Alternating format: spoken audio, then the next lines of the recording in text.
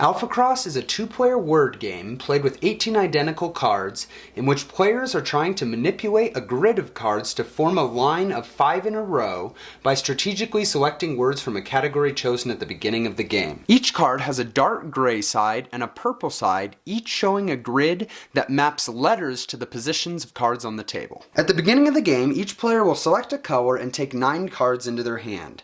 Flip one of the cards in the air to determine which player will be going first. Players will then agree on a category to use for that game. A category is something players will be able to think of many words within that category, such as animals. The first player will select a word from the chosen category and then place cards from their hand into the spaces for each unique letter in that word. For the word penguin, they placed P-E-N-G-U-I-N.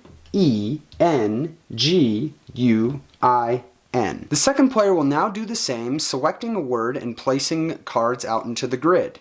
The gray player selected the word walrus, putting out W, A, L, R, and S. However, the U in walrus simply canceled out the U that the previous player had played.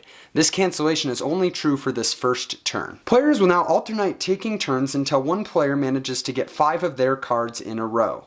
On each turn, they have 3 different actions that they can take, either move cards, add cards, or flip a card. To move cards, the player selects a word and may move any of their cards that match the first or last letter of the word. For example, if the purple player selects giraffe, they may move the G down a space to knock out the gray card, and they may move E to the left to align it with their other cards. To add cards, the player selects a word for which they control at least one letter, and the remaining letters are uncontrolled. Suppose the gray player selects the word shark.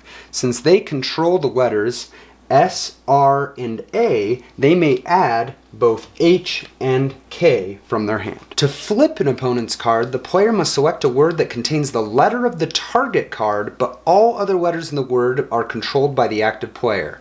For example, if the purple player selects lion, they may flip the gray O card since the purple player controls L, I, and N.